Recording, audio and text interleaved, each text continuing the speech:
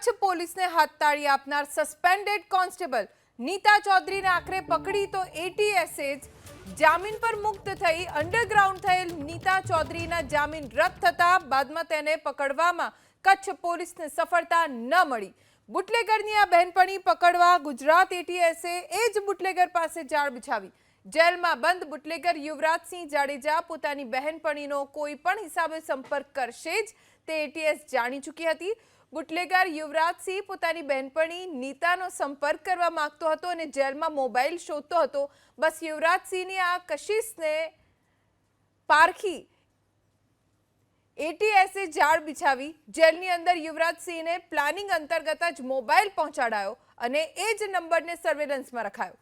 યુવરાજસિંહે તે મોબાઈલથી જ ફોન કર્યા। તેમાં શરૂઆતમાં એક પણ લોકેશન એવું ન મળ્યું જેનાથી નીતા સુધી પહોંચી શકાય।